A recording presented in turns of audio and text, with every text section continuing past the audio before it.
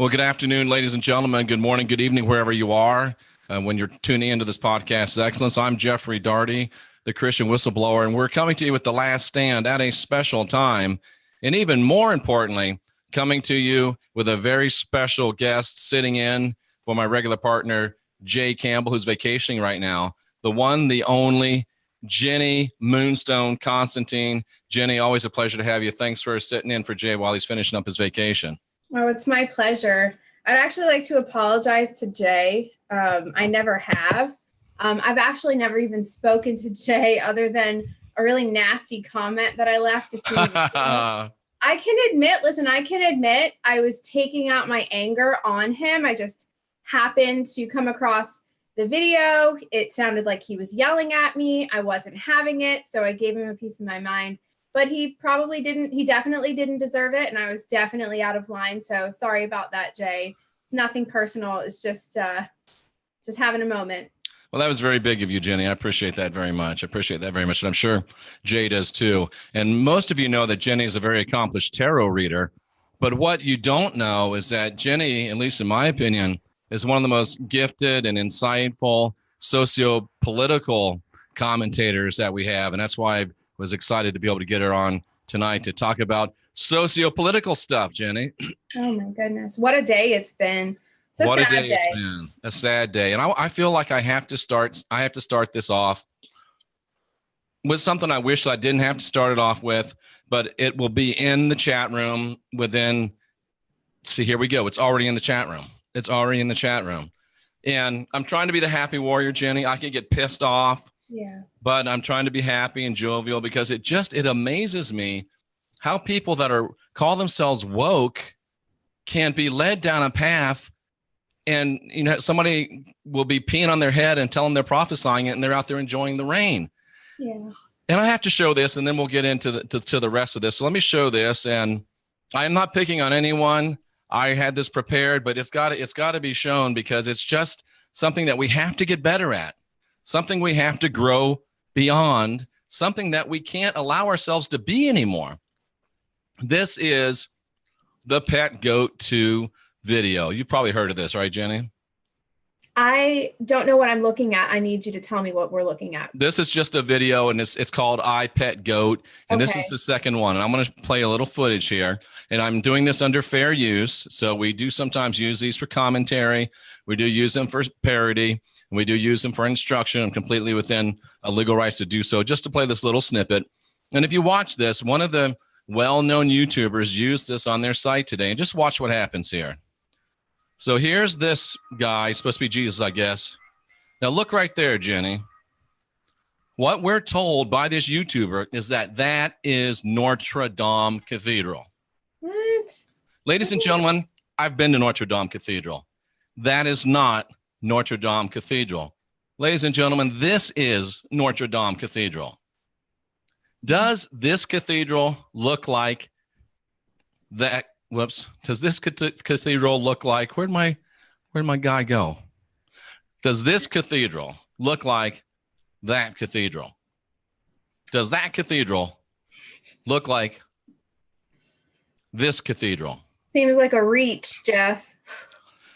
Interestingly enough, though, Jenny, I lived in Europe for 3 years, and this cathedral actually does look a lot like the cathedral in Cologne, Germany, which is even on the water. Interesting. So we are told by this renowned YouTuber that this is the Notre Dame Cathedral and that this thing predicted this in 2012. But wait, there's more. We're watching the Notre Dame Cathedral. And look at this. Jenny, is it just me, but do you see any fire? I don't see any fire, no. Well, let's keep watching. Do you see any fire? Do you see any fire? No fire. Do you see any fire? So let me get this straight. This cathedral that doesn't look like Notre Dame Cathedral, this cathedral that collapses under the weight of its own largesse, this cathedral that doesn't even have a spark, much less a fire, is Notre Dame Cathedral? Jenny Moonstone, explain to me how I could probably lose 500 subscribers tonight for saying that, for daring to say that. Well, I mean, I don't know why you would lose any subscribers, but it's clear to me that this person is just trying to amass subscribers and feed or prey on everybody's vulnerability, which is typical. It's really sad. I saw your podcast you did earlier. I think it was today, about YouTubers, the doom and gloom YouTubers. I think that was yesterday, actually. Was it yesterday? Okay. Yeah, but that one really, that resonated for me a lot. You see that all the time. Like it's almost as if they get paid to feed on people's fear. It's almost. People are scared and emotional. They are willing to accept whatever truth you spell out for them, as long as it has a glimmer of sense to it at all. People are grasping for answers. So when they see some stupid video like that, they'll believe him. And they are. But when someone comes on and says, this is the cathedral at Notre Dame, this is emblematic of it burning, when it's neither, and a bunch of YouTube viewers that are smart people, oh, yeah, we agree. Time for us to grow up, ladies and gentlemen, and get better at what we do and who we allow to do it to us. So, Jenny, this Notre Dame Cathedral catches on fire today. I'm doing some study. I go to CNN. I see Notre Dame's on fire.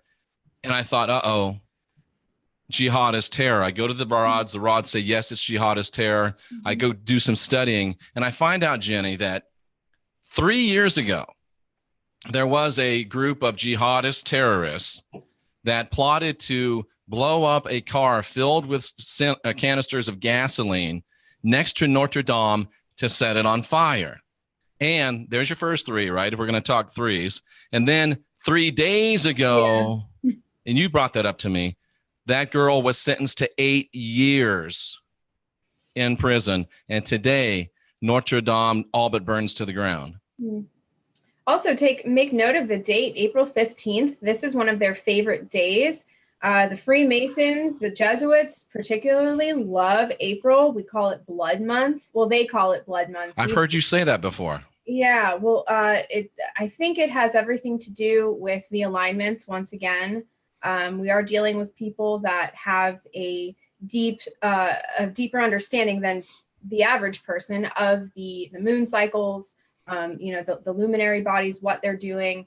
So to me, this whole thing screamed ritual. Okay. So was it all supposed to, is it going to be presented as jihad eventually? Yes, I believe so.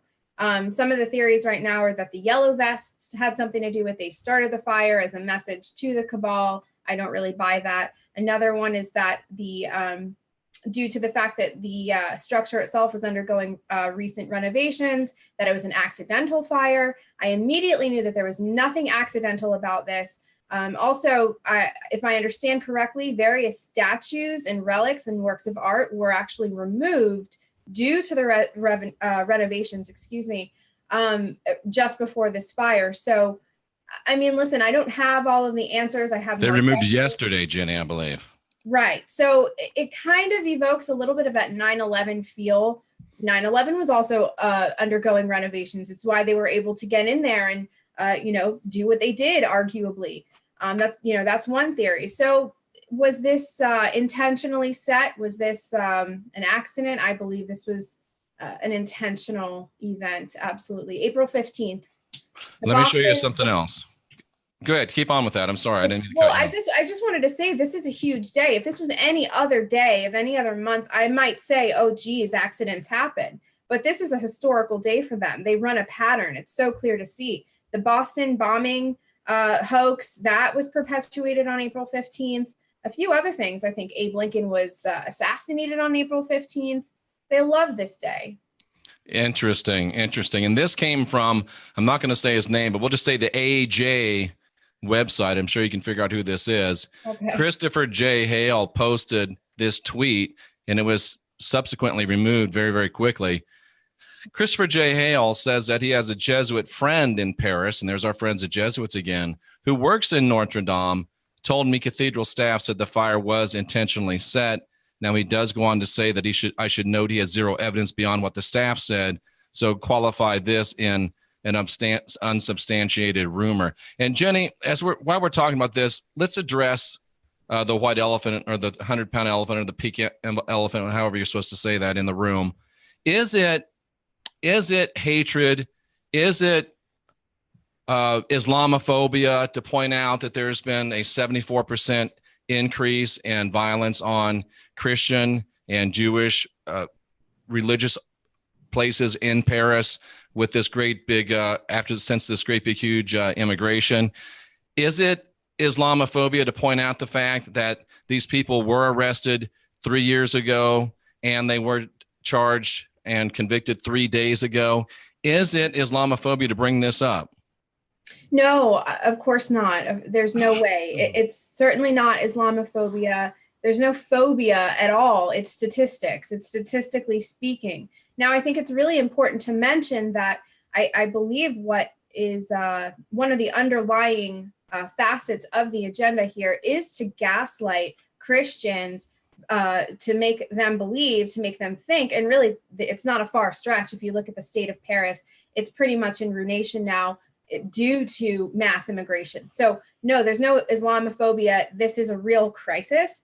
And so they're going to paint this picture of Islam versus Christianity, when really what human beings should be doing right now is us, regular human beings of all faiths and religions and beliefs, versus their agenda. Okay, so really, if I had it my way, it would be us regular people versus Abrahamic BS, because they're trying to, they're successfully gaslighting an entire continent into thinking that they're bad, that their whiteness or their European culture is wrong or bad or toxic, and saying, no, we can accept this atrocity taking place on a daily basis against our women and our kids, all in the name of tolerance. So that's the epitome of gaslighting.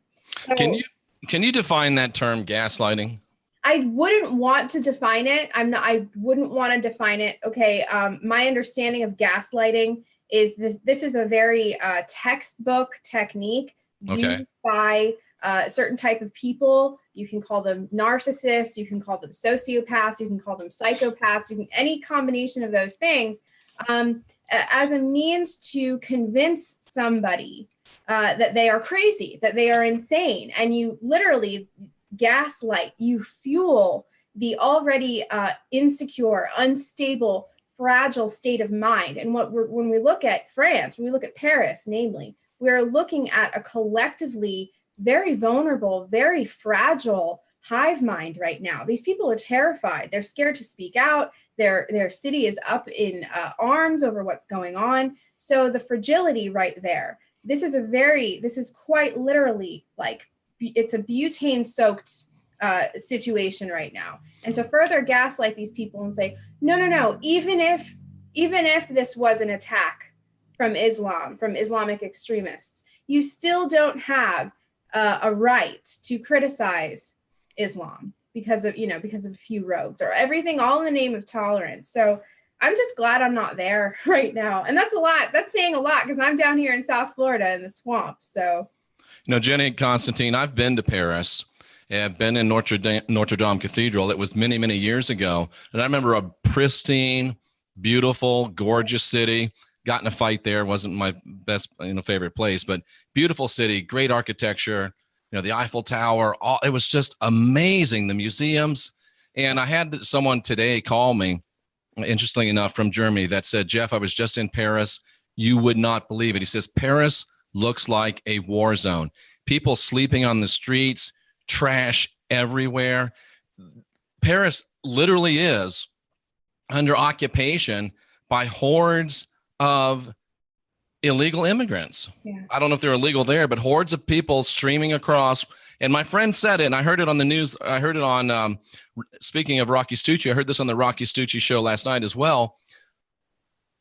And some aren't going to like this, but they paint this picture of these migrant people, these poor people, these people seeking political asylum, these people that are just want to get here because they have such a bad life.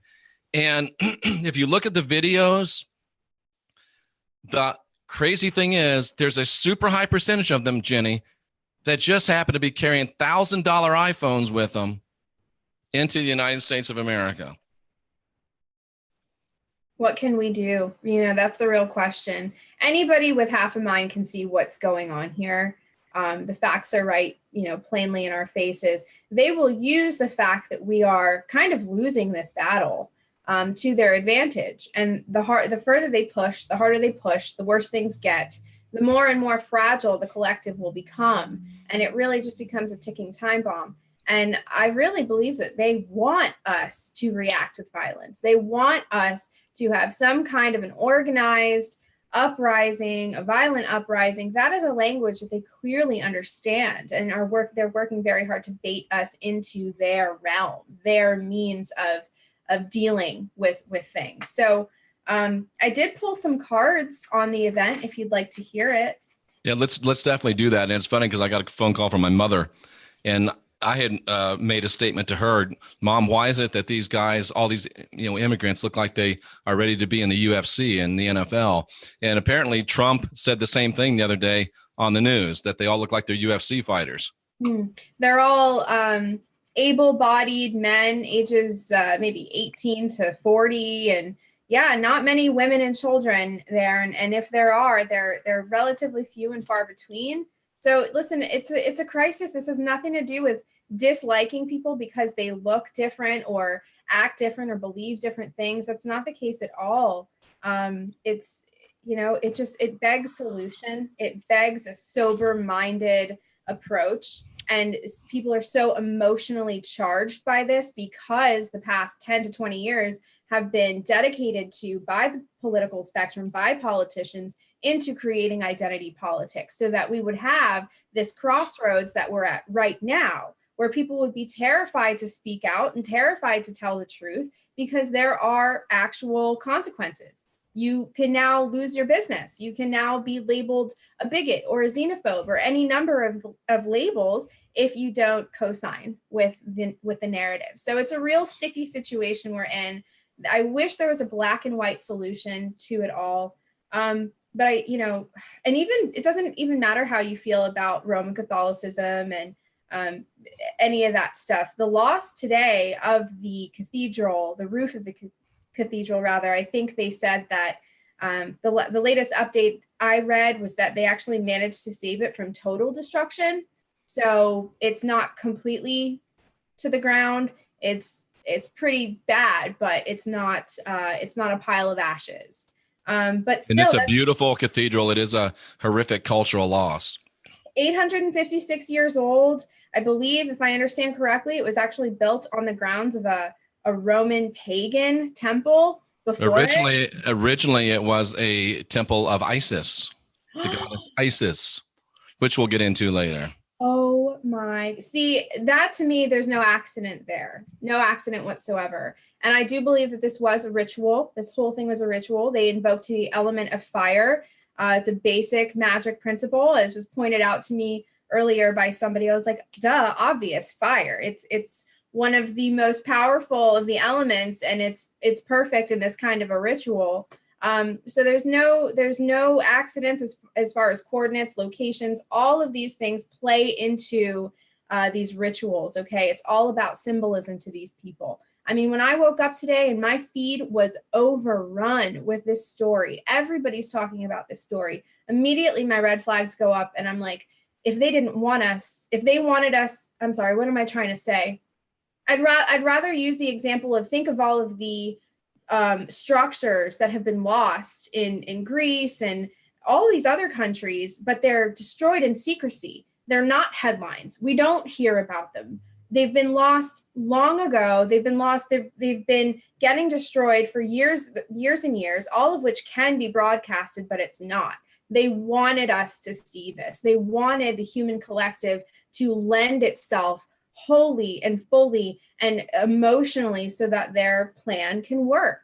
They like to feed off of this emotion, this kind of emotional loss. That came up in the cards as well. You're muted. I hope that's just... Let's talk about the cards, Jenny. Okay, so a couple of things came up. I started with some basic questions. Okay, I wanted to know who is responsible for this. Okay, was this an accident, sort of thing? I don't believe that it was an accident at all. I actually have the Ace of Discs and the 10 of Cups. neither of these cards indicate any particular character. I can't narrow this down to the one guy that decided to flip the match or whatever the case may be. But when asking a question like this, where the outcome is obviously quite negative, cards like this come up as being what we call ill-dignified. So the negative aspects of these cards are exalted in a situation like this. Now, this particular combination of cards evokes something having to do with a group or a organization whose front is some kind of cultural enrichment or community enrichment. Think UN and their many international projects for cultural resurgence or cultural integration. Okay, a lot of these like United Colors of Benetton campaigns where it's just very NWO-esque, right? Right. So this does have the hallmarks of a group that thought this out. Okay, Ace of Discs having everything to do with manifestation, bringing the plan into action, grounding it. The Ten of Cups also has a lot to do with emotional fragility, the emotional valleys that the human consciousness gets together. We get together and we do this as a collective. Our moods, our emotions, they're all palpable. They're all tangible. So what I believe they're trying to do is utilize this emotional trench that we're all in as a human collective and ride that wave. And now we're all paying attention. We don't realize consciously, most people don't consciously realize the significance of April 15th. If you were to sort of chip away at the surface mind and get down to the subconscious, you realize we all have some kind of a connection to April 15th because they've been traumatizing us repeatedly on this good point. For many, many years. So they work on these very otherwise subtle levels, but they're so effective. I'm sorry if I'm screaming. No, you're right. And several people have also alluded to that in the chat room, April 15th in particular, and April, of course, being Blood Month. So, these are things that this is the reason why I have people like you on, because I just don't follow all this stuff to the depth that you do. And it's great to have an expert like you and to have you be able to bring the spiritual or the esoteric element of the cards into it is fascinating. Please continue. Well, I have a vision. I have a vision that media will change and that we can bring esoteric information as well as consciousness back into the mix as far as journalism and reporting does. Absolutely. For so long, it's been separate.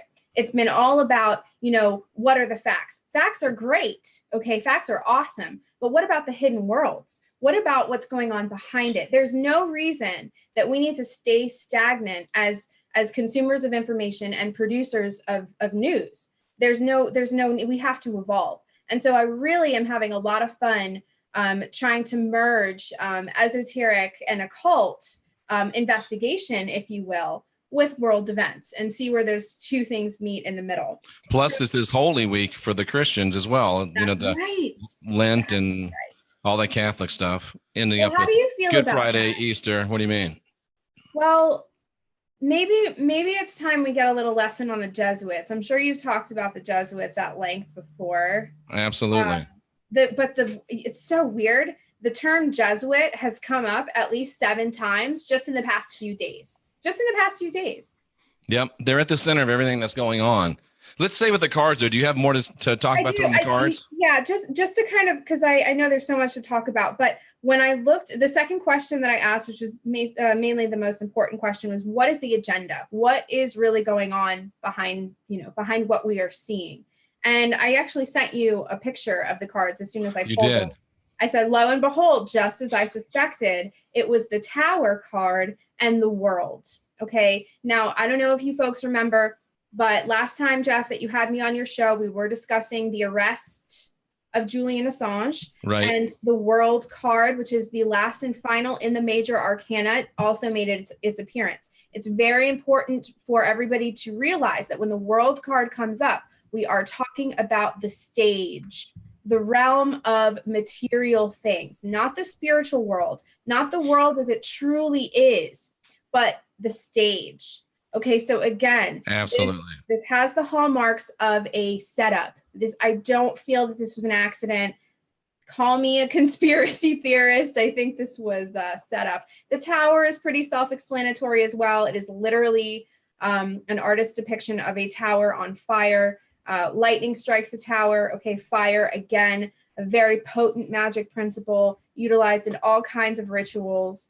Amazing that would come up.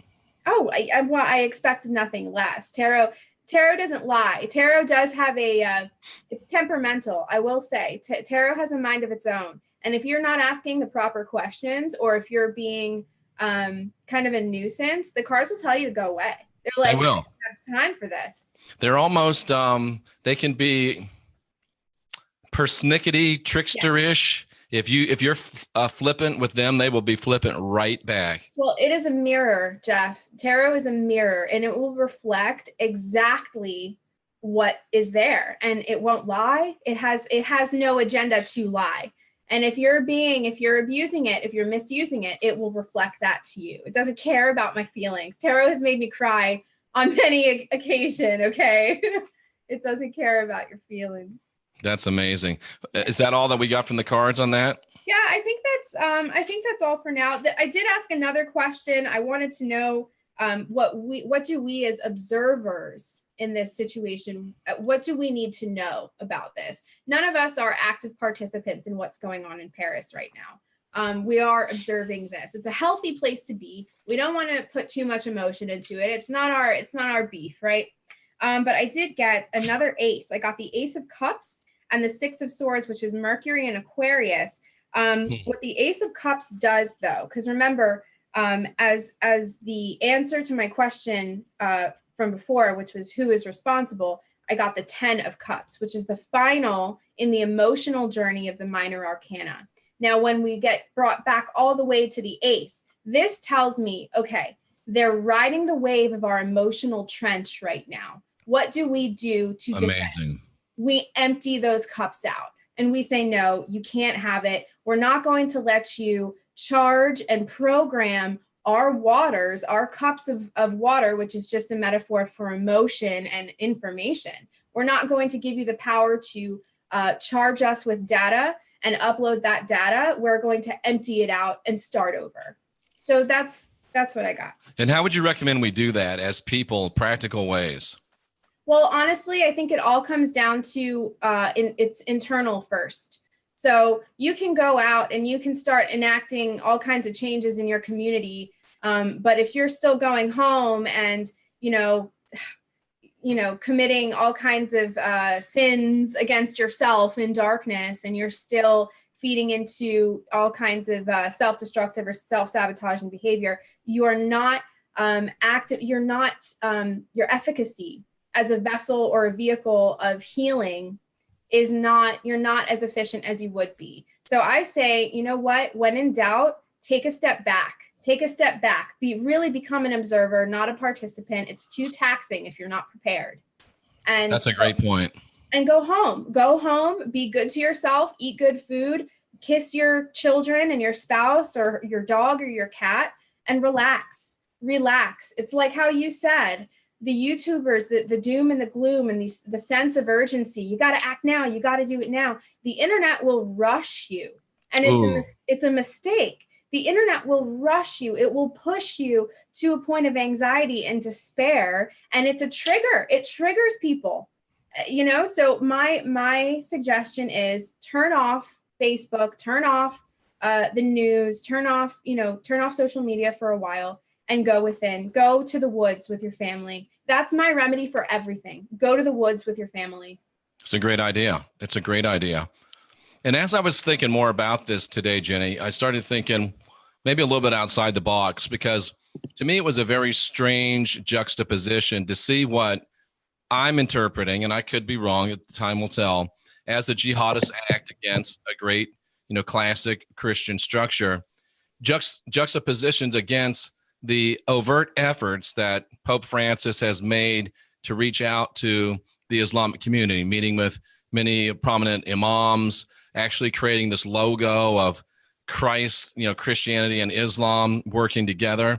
And I really think that I'm wondering, what's the possibility of this being used as a false flag, but maybe a false flag to give the Arabs a chance. The Islam, and I know that was a terrible slip. Arabs and Muslims are not the same, but to give most Arab countries are predominantly Islam. That's true. So. But what if it's a false flag to give the Muslims a chance to be magnanimous and act with compassion towards the Christians and take another step towards that, bringing them back together? If there is this agenda to bring back the three Abrahamic faiths, they've decided they can't take it all, each one of them separately, so they're going to join together and they'll divvy it up at the bargaining table amongst the three of them. Well, what do you call the rest of us that are not of Abrahamic religion? I guess technically we're all pagans then, huh? Heathens. We are pagans, but we don't matter because we're the ones. I think the Muslims, the Christians, the Jews, they got together and realized, you know what? We can't take this whole planet over by ourselves. We can't rule it all. But if the three of us got together, we could take it over. Then we'll sit down and we'll rule all the goy, all the infidels. We'll divide them up equally, and we can all be fat and sassy and have 72 virgins and all that other stuff. Maybe this is part of Islam's opportunity to offer a olive branch, so to speak, back to Christianity. You know what? That I had not even thought of that, but now hearing you describe it, it makes perfect sense to me. I really thought this was a way for the epicenter of control, the Jesuits, to sort of just create more fear and tension and hatred between the Muslims and the Christians. It didn't occur to me, though, that, very much in alignment with what they've always done is they create these more like surface or superficial wars between each other. But really, at the end of the day, the agenda is all the same. So, yeah, I mean, we could turn this around, and instead of going Muslim Christian or Jew and Christian or Jew and Muslim, how about all of us versus the Abrahamic lie, the Abrahamic lies, the Abrahamic agenda, the fear, what do you call it? The fear, guilt, and shame control. The fear, guilt, control matrix. That's what it is. That's what it is at the end of the day. I'm so not with it. And that's what it will come down to, Jenny. It will be us, those of us that choose to be divine, sovereign, and free in our spirituality against the Abrahamic matrix. That's exactly what it's going to be. Wow. Well, if that's the case, I'm quite optimistic then, because I know that the planet, the ocean, the mountains, the rocks, the earth, the wind, the fire, it's on our side. And I've always known that. So I've always been very comfortable with my beliefs because I know that I am of the earth, for the earth. So there is nothing that can hurt me or touch me because I'm a child of the great mother. I agree 100%. So there's no man in the sky that claims me. I'll tell you that right now. Which brings me to another point, Jenny. How many years has it been since, I know Isis Temple was raised to make room for Notre Dame, but it goes back 2,000 years to where Aphrodite and Isis and Diana and all of the goddesses were summarily turned into whores, were turned into bitches, other words that we won't say right here. And that femininity and the sacred femininity and females themselves have been progressively, systematically denigrated for over 2,000 years by the same forces that built that cathedral. Is Mother Earth pissed? And is she not going to just take it anymore? Well, it's really cool. It's just the other day I was reading about it, and nature does not have a sense of morality. Human beings are dead set on creating the spectrum of good and evil and right and Nature wrong. Doesn't have a sense of morality. No, it doesn't. I've seen National Geographics where the mother will eat one of the children, leave the rest of the children to die. There is we think, nature, good and evil, or no, nature has. Because that mother's eating the slow one that won't be able to keep up and is going to get all the rest of them killed. So she just makes it very simple. She just eats it. Right. And to us, that's barbaric. And that's, oh my God. That's not fair. No, it's not fair. Nature is, where did I hear this? I can't remember. Nature is not fair, but it is just. Nature is not fair, but it is just. So there is a system, okay? Is it necessarily all having to do with the spectrum of morality? If you're good, you're rewarded. If you're bad, you're, that kind of thing. No. So is Mother Nature pissed? I think Mother Nature is going to handle her business and her children much in the way that it's handled in nature. And it could be brutal. It could be too much for people. I mean, what do you see? You see earthquakes and tsunamis, some of which have been geo-engineered, obviously, right. But many disasters in history have been totally natural and claims the lives of thousands. So, who's to say Mother Nature is evil? We curse Mother Nature. It's like, no, everything happens. Death is just as a transition, is a grand illusion, the grandest illusion of all. It is. And we get so tied up into this life, thinking that this life is something, and this life is nothing but part of life. Mm-hmm. And death in this life is nothing but part of that life as well. And yeah, it just makes me, if I find out that it got started because it got struck by lightning that hit the exact right place to send sparks to the exact right place to light up the whole wooden structure and almost bring the thing down, I might think, oh, next time you might not want to build or, tear down a temple to the goddess to build your one to a god.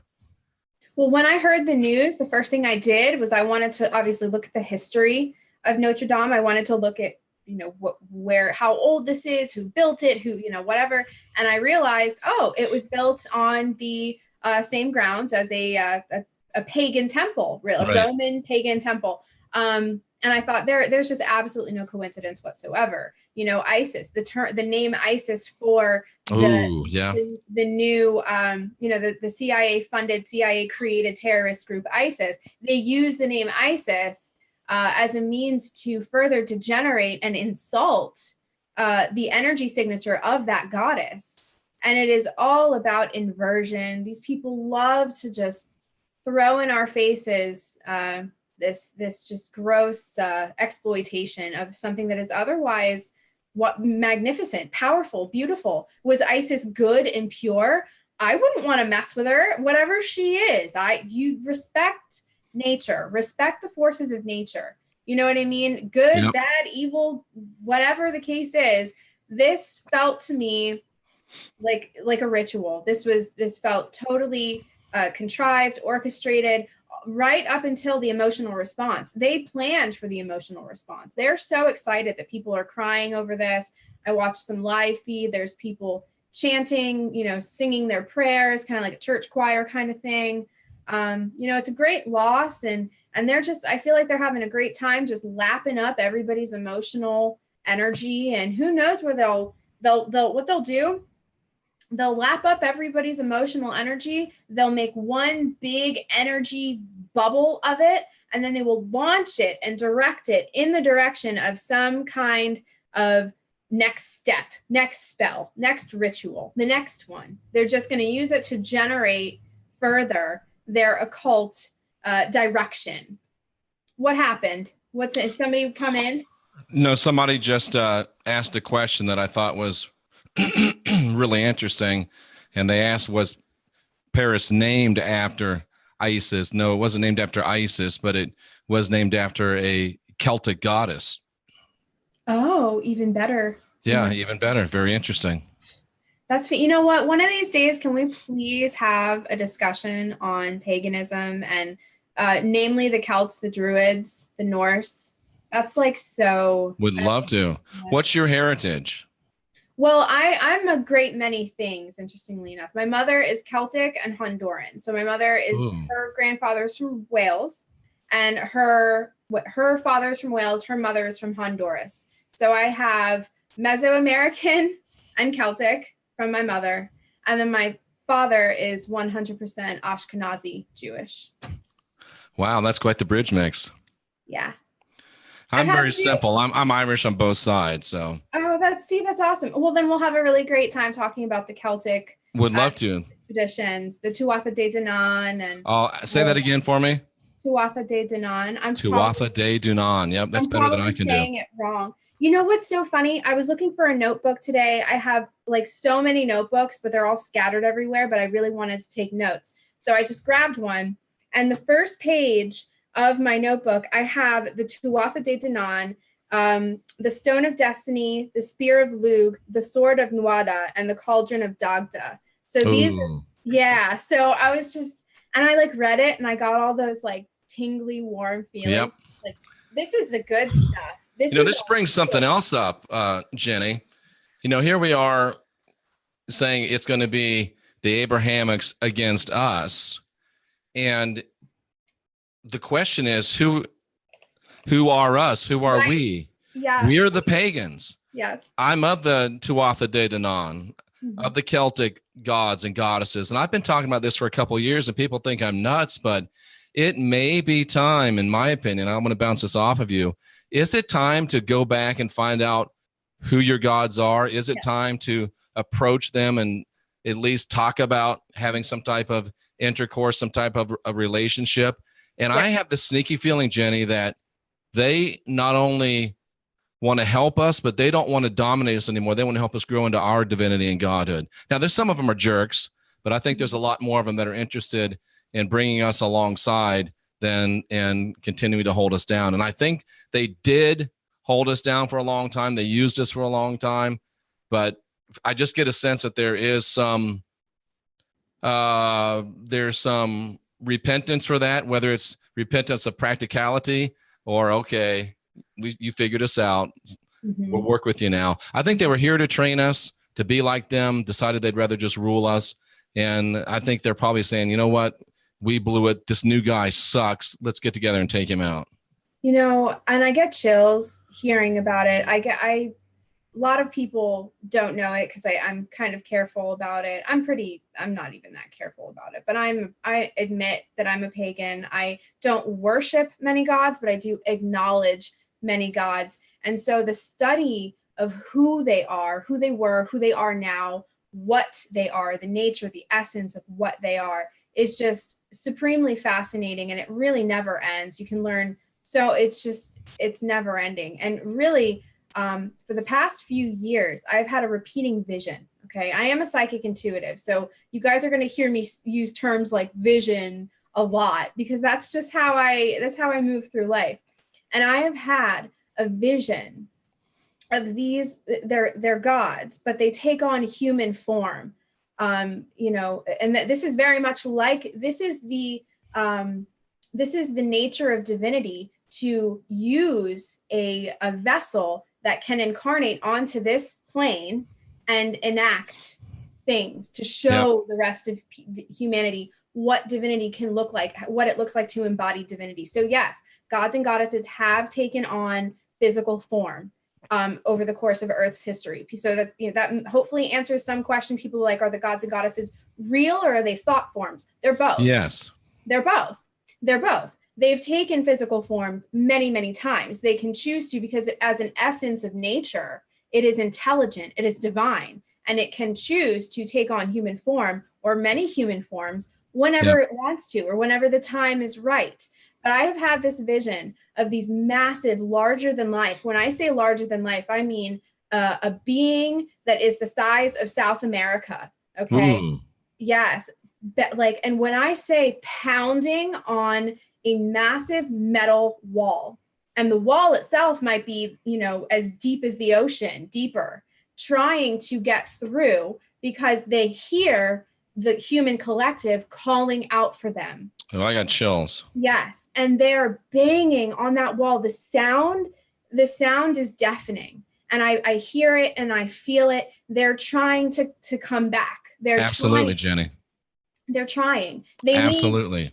Like so many so many other things, consent, that we need to make that choice. We have to ask. We have to say yes. We have to say yes or no. They can't just interfere. They can't just come swoop down and fix everything for us. They cannot come alive inside of our systems unless we ask them. That's just the nature of it. So absolutely, is it time for a pagan resurgence? I believe so. I think absolutely. We're way overdue. Something just dropped in my head when you were speaking, Jenny. The biggest lie we ever bought was the I am. The truth is we are. Oh, I like that. We are. We are. The I am. Oh, there's just one guy. It's just him. And this whole idea of the Christ, I'm sorry, ladies and gentlemen, the Christ is the crypt keeper. The Christ requires that you externalize anointing to him or it. It's the Christ. No, no, no, no, no, no. It's us. We're divine. We're sovereign. We're free. There is no Christ. It's a lie, Stevie. You ever notice, though, that, and I noticed it since childhood, I never resonated with Christianity. I never had a problem with Jesus Christ, the archetype, Jesus Christ, the character. I always had a problem with Christians and just the dogma of the whole thing. Ever since I was little, like younger than my daughter, I was like, don't come around me with that crap, right? But it did occur to me from a very young age. I was like, Mom, Dad, their God is dead. Yeah. What use is he to anybody? He's dead. He's on a cross and he's still nailed there. Yeah. What good is this guy? I said, but my gods, like they are the heartbeat of the mountains. They are the waves, they're everything, the ebb and flow, the magma under the earth. They're alive. They're alive. And sometimes echoes of the gods and goddesses are born into people. Absolutely. So, my gods and goddesses are alive. They are so alive. And the Christian God he's dead. He is dead. What use is he to anybody? Sorry. Jenny Moonstone Constantine, this is why I believe that when the last poem is written and the last song is sung, they will be songs and lines of victory. I don't think it goes out in a blaze of fire where we lose. I think that we walk hand in hand with our gods across Mother Earth into the next part of what we're supposed to be. The next phase. Absolutely. And I feel like I can speak for you in this regard when I say that you must have, I'm sorry, for doing the work that you've done.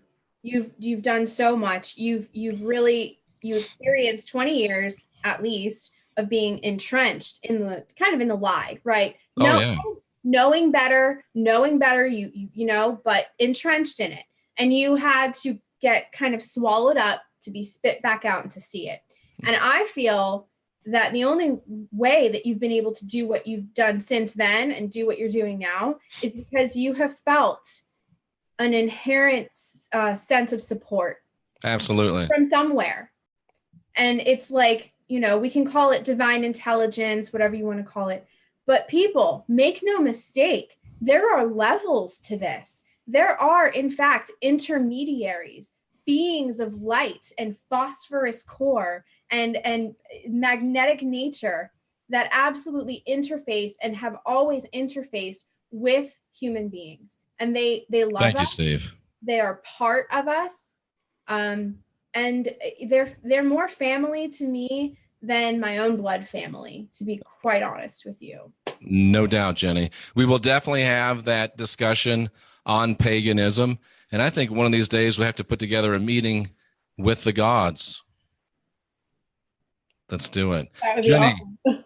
If people want to contact you for a reading, they need to go to jennymoonstone.com, correct? Yes, everybody, jennymoonstone.com is my website. I absolutely need to renovate the website. I need to update it a little bit, but it's still working. If you have a problem setting an appointment or anything like that, please don't despair. Just go ahead and contact me and I can do that part for you. Don't get discouraged. But yeah, jennymoonstone.com is my website and my YouTube channel is Jenny Constantine. So yeah, that's where you. Excellent. Well, we'll have you back soon, Jenny, for that discussion on paganism. Thank you, everybody in the chat room. My voice is about done, so I'm going to sign off. And Jenny, this time I won't cut you off. I'll be right with you to say goodbye to you personally. Thank you, everybody. It's been a great night with Jenny Moonstone. We'll have Jay Kimmel back next week as usual. Thanks for sitting in, and I appreciate those words that you said about Jan. I know he does too. Oh, good. All right, Jenny, thank you so much, and thank all of you as well. My pleasure. Bye, everyone.